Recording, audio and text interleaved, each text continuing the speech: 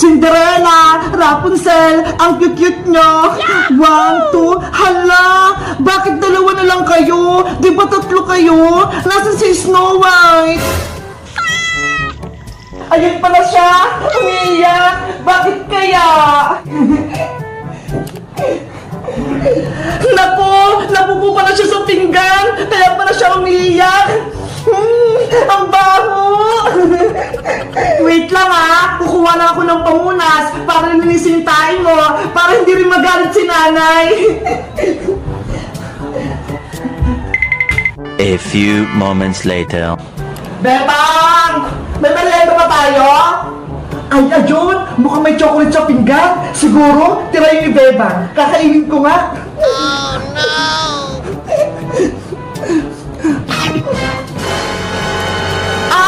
Ano to?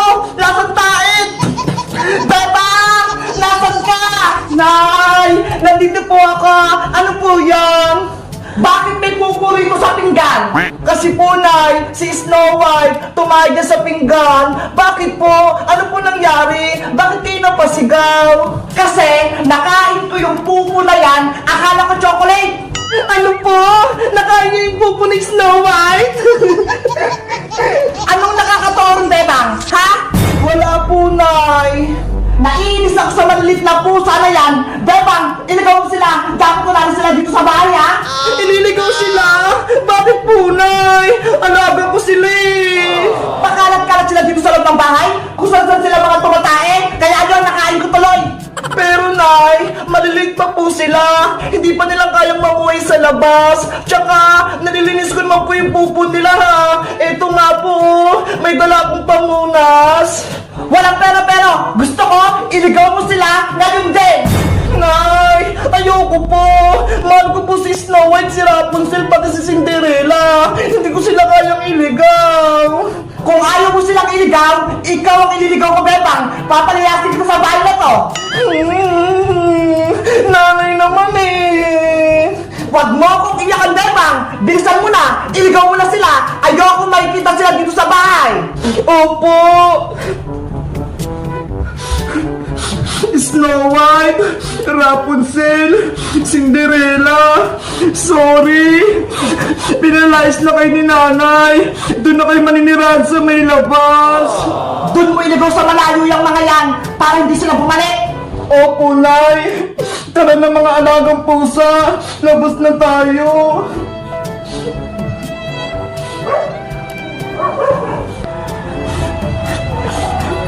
Saan ko kaya sila ilalagay? Kawawa naman sila. Maliliit pa. Bebang! Saan ka pupunta? At ano yung hawak mo? Princess, pinaliligaw sa akin to ni nanay yung maliliit kong kuting. Ano? Bakit? Kawawa naman sila. Di ba anak niya ni Shadow? Kasi si nanay, nakain niya yung tayo ni Snow White. Kaya yun, nagalit siya. Si Aling Sitang, nakakain ng pupo ng pusa. Ew! Kadiri! Huwag kang tumawa, Princess. Baka marinig ka ni nanay. Lalo pa siyang magalit. Nakakatawa kasi Bebang eh. Sa tingin mo, Princess, saan ko to ilalagay yung mga pusa ko? Ayaw ko silang mawala eh. Alam ko na, ang magandang gawin mo, Bebang, ipaampo mo na lang sila para hindi sila kawawa. Ayaw nga, no? Magandang naisip mo, Princess. Diba? Tatalino ako. Maliligtas ko yung mga kuting mo. Kaso, sino kayo yung ampun sa kanila? Ang lilit pa nga nila eh. Nako, basta ako, ayoko na mag-ampun ng kuting. Pagagalitan lang ako ni nanay. Ang baw-baw kasi ng mga tain yan eh. Guys, nasubukan nyo na ba mag-ampun ng pusa? O kaya aso? Napalaki nyo na rin ba sila? Mag-comment lang kayo kung anong pinangalan nyo sa alaga nyo. Bye-bye! Yay! Malapit na yung Christmas party namin! Kaya ang gagawin ko, magbabalot ako ng regalo para exchange gift namin! Si Bebang, sino yung bibigyan mo po ng regalo? Hulaan mo, Mateo! Sa sininabunot ko, siya ay laging gutom at mahilig kumain! Ay, kinala ko po yan sa Ate Princess po. Tama! Kaya maraming pagkain na regalo kay Princess. Tingnan mo ho! Puro mga chichuya! Wow, Ate Bebang, ang dami. Pwede pa ako kumuha ng isa? Sige, mamili ka na ng gusto mo, Mateo. Yow! Ito, Ate Bebang, gusto ko to. Sige, Mateo, kunin mo na yan. Salamat, Ate Bebang. Pwede ko na po ito kainin? Okay.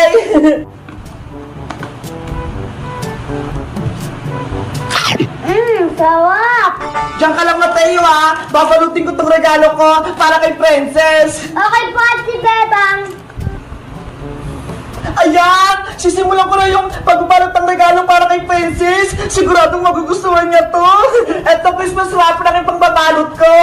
Ang ganda ng kulay. Kulay red. Pasko na talaga. Ilalapag ko na itong Christmas wrapper para mabilis ko siyang mabalot.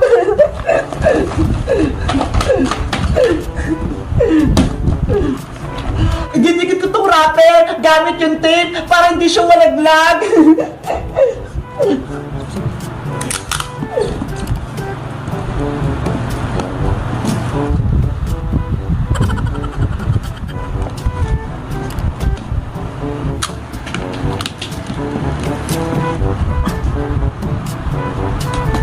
Ate Bebang, matagay pa ba yan? Malapit na ito, Mateo.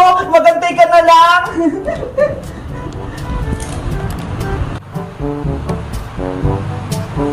Ayan! Okay na itong pambalot ko ng regalo!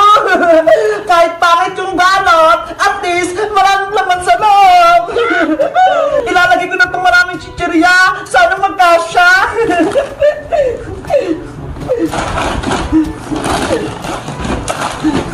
Ate Bebang, kasorti na Ate Princess, madami po siyang regalo.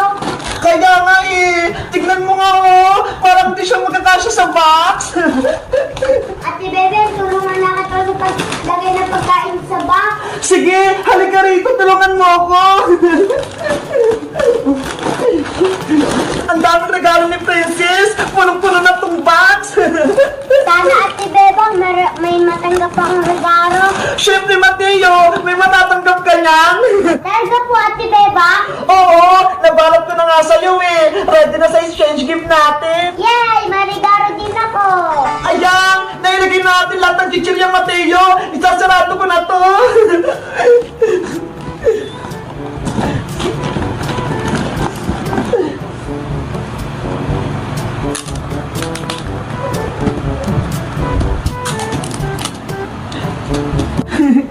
Ayan! Tapos na! Nabalot ko na yung pang-exchange gift para kay Princess! Ang laki-laki, Ate Bebang, nakakatuwa. Kaya nga eh! Panigurado! Hindi ito mabubuhat ni Princess! Ate Bebang, pwede ako po maglagay dun sa ilalim ng Christmas tree. Ah, sige, Mataya! Ikaw na maglagay! Yahoo! Guys! Malapit na rin ba yung Christmas party sa inyo? Nakabili na rin ba kayo ng regalo? Mag-comment lang kayo kung sinong regaluhan nyo! Bye-bye! Nay! Punta lang po ako sa tindahan ni Aling Sonia, ha? Bibili lang po ako ng lollipop! Sige, Bebang, pero bilisan mo, ha? Gabi na! Opo! Babalik din po agad ako! Naku! Ang dilim! Baka may tiktik! Malapit pa naman yung Halloween! Bibilisan ko! Aling Sonia! Pabili po ako! O Bebang, bakit kayo nihingal? Natatakot po kasi ako eh! Baka may aswang na humabol sa akin! Naku Bebang, mag-ingat ka! Gabi pa naman, may gumagala pa naman na mga kaluluwa kapag darating yung pesta ng patay. Aling Sonia, huwag niyo po akong takutin! Wala pa naman akong kasama pa uwi! Pinapaalahaan lang kita Bebang, mahirap na! Baka kunin ka ng mga kaluluwa! Yari! Gabi pa naman! Ang dilim-dilim! O siya, ano nga parang bibilin mo? Papili po ako ng lollipop, Aling Sonia. Isa lang. Okay, kukunin ko lang. Eto na yung lollipop mo, Bebang. Ah! Multo! Aling Sonia! Sonia! Aling Sonia! May multo sa tindahan niya! It's a prank, Bebang! Ako to, si Aling Sonia! Aling Sonia naman eh! Tinatakot niyo talaga ako! Ikaw talaga, Bebang! Matatakutin! O, ito yung lollipop mo!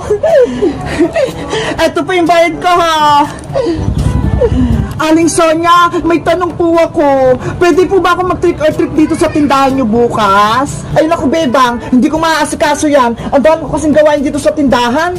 Ganun po ba? Dito pa naman sana kami mag-trick or treat ni Princess pati ni Iska. Oops, wag ka nang malungkot dahil ko magbibigay ng mga candy. Talaga po?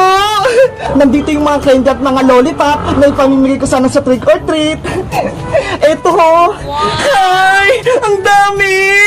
Mas maganda kung ikaw na lang magbibigay, Bebang. Halika rito, kunin mo rito sa kabila.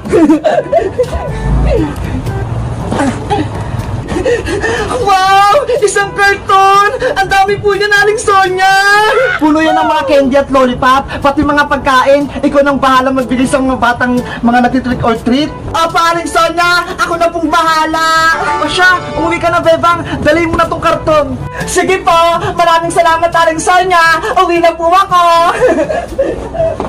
Happy trick or treat, Bebang! Happy Halloween! Yay! Marami akong candy na pamimigay bukas! Matutuwa nito si Iska pati si Princess!